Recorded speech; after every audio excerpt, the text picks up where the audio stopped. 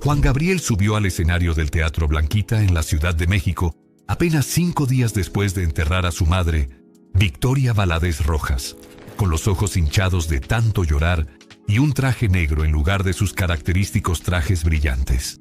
Las 3,000 personas en la audiencia sabían lo que había pasado porque todos los periódicos habían cubierto la noticia de su pérdida, y cuando las luces se encendieron y lo vieron parado ahí, inmóvil frente al micrófono, el silencio fue absoluto.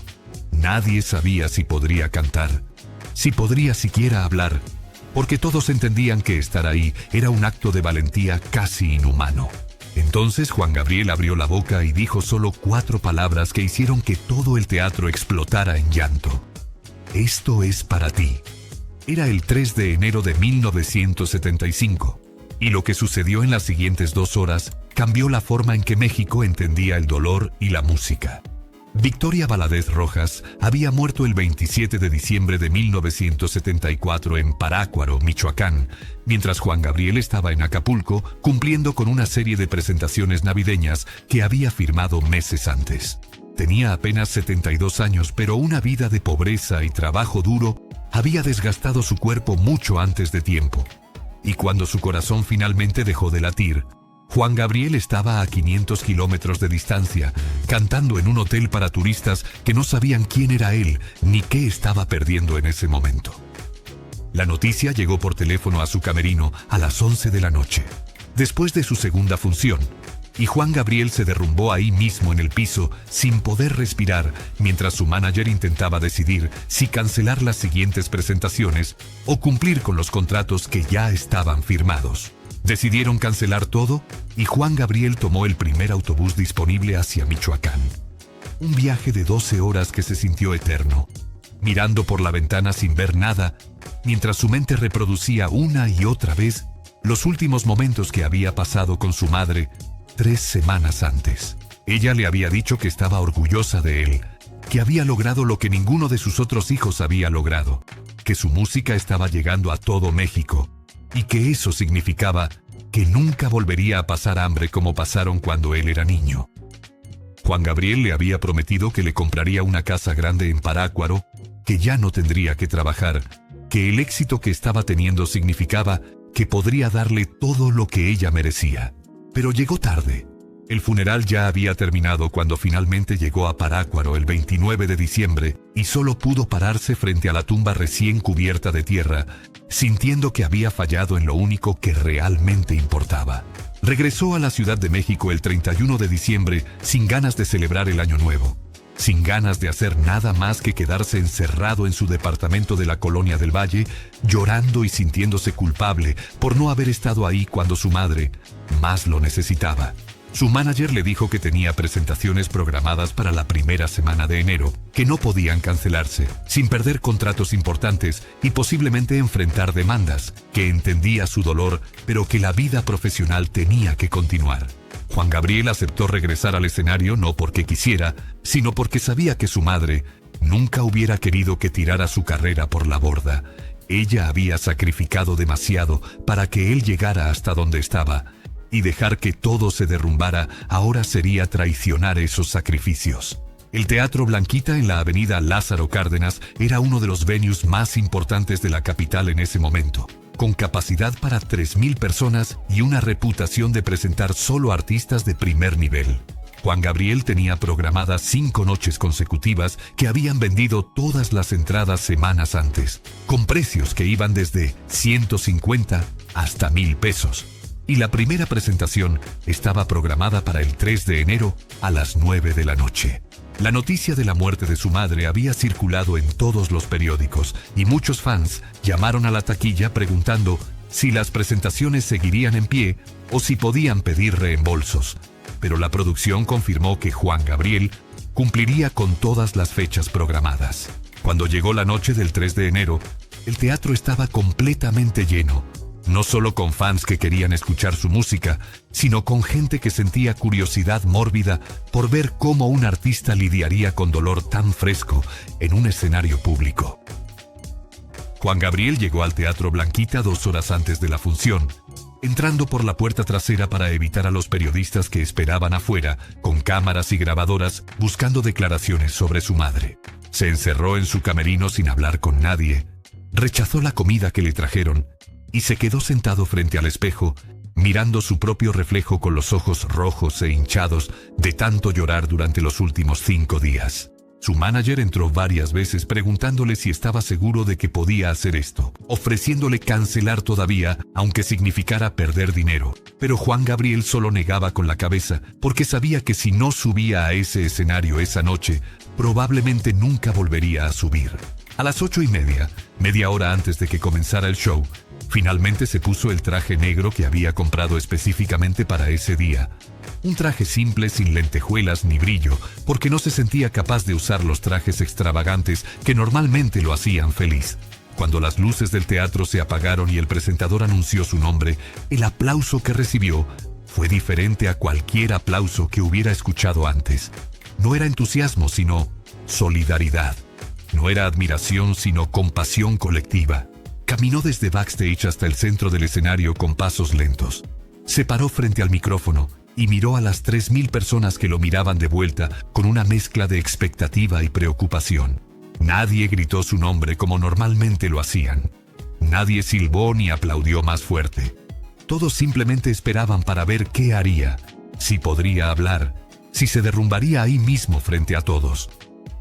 Juan Gabriel respiró hondo, cerró los ojos por un segundo y cuando los abrió, miró hacia arriba como si estuviera mirando más allá del techo del teatro, hacia algún lugar donde creía que su madre estaba escuchando. «Esto es para ti», dijo con voz que apenas salió de su garganta, pero que el micrófono captó perfectamente y amplificó por todo el teatro. Y esas 4 palabras simples cayeron sobre la audiencia como una ola que arrasó con cualquier compostura que la gente hubiera mantenido hasta ese momento. Las personas comenzaron a llorar inmediatamente. Algunas cubrieron sus rostros con las manos, otras se abrazaron a desconocidos sentados a su lado, porque todos entendieron que no estaban ahí para ver un show de entretenimiento, sino para ser testigos de un hombre procesando su dolor de la única manera que sabía hacerlo. Juan Gabriel no dijo nada más. Simplemente se volteó hacia el pianista que estaba esperando su señal, asintió y comenzaron a tocar una melodía que nadie en esa audiencia había escuchado antes, porque la había compuesto 3 días antes, encerrado en su departamento sin poder dormir ni comer.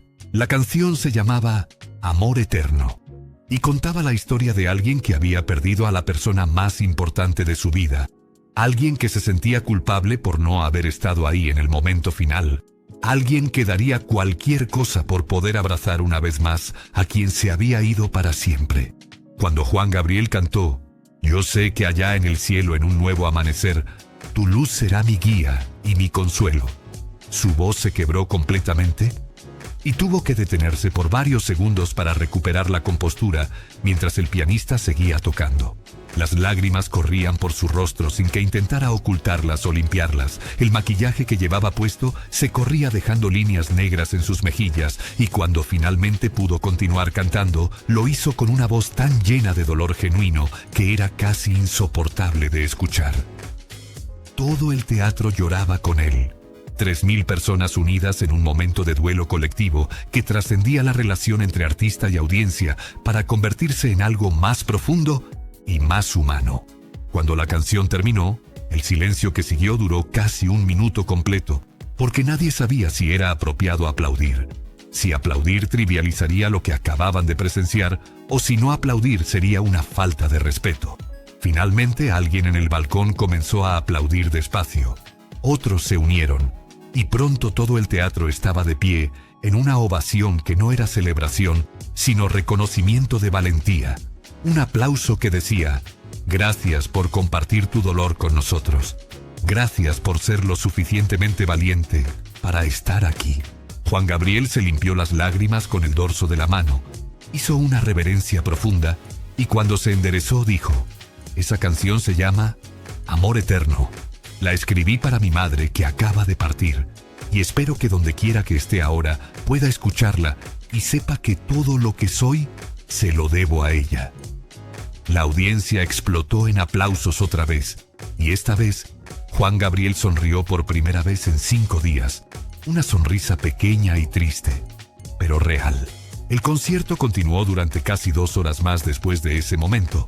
Juan Gabriel cantó todas las canciones que tenía programadas en su repertorio, pero todo el mundo sabía que nada de lo que viniera después podría igualar la intensidad emocional de Amor Eterno.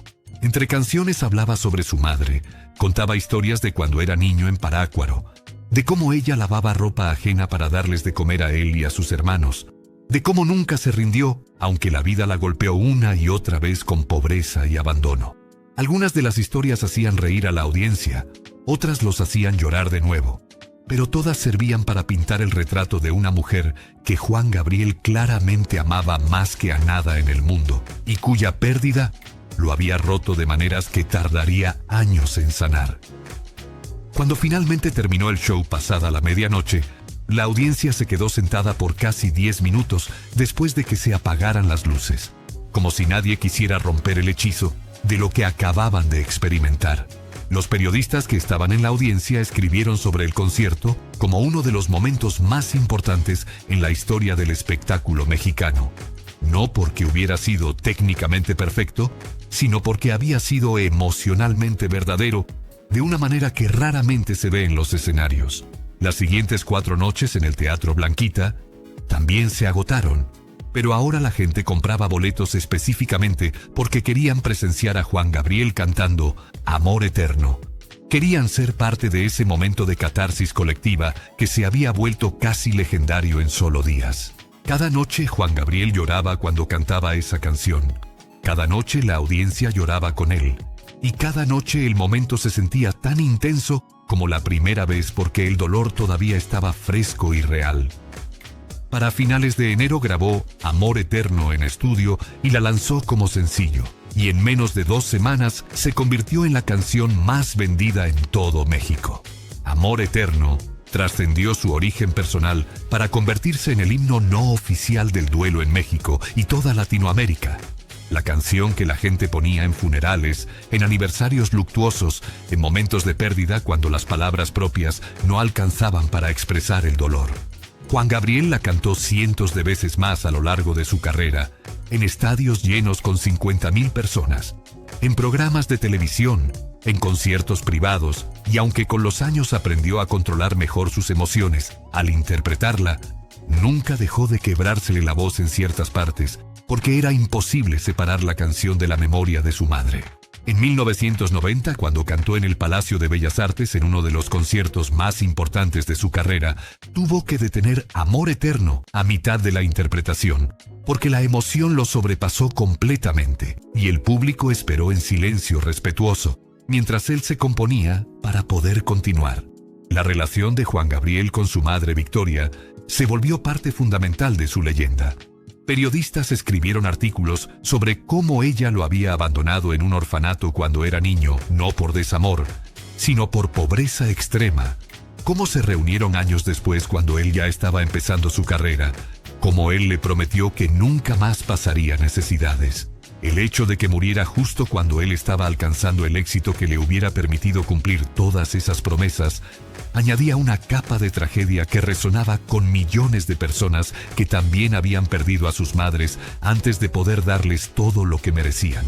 Juan Gabriel nunca se casó ni tuvo hijos de manera tradicional, y muchos especulaban que era porque ningún amor podría igualar el amor que sentía por su madre, que la pérdida de ella había dejado un vacío que nada más podría llenar.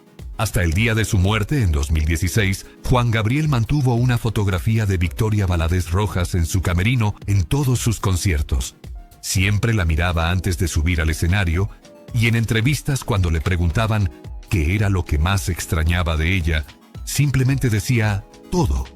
Y cambiaba de tema, porque después de 40 años, el dolor todavía era demasiado grande para ponerlo en palabras. El show del 3 de enero de 1975 en el Teatro Blanquita se volvió legendario como el momento donde Juan Gabriel demostró que el verdadero artista no es el que entretiene cuando todo está bien, sino el que puede pararse en un escenario cuando su mundo se está derrumbando y convertir su dolor en algo hermoso que todos puedan compartir.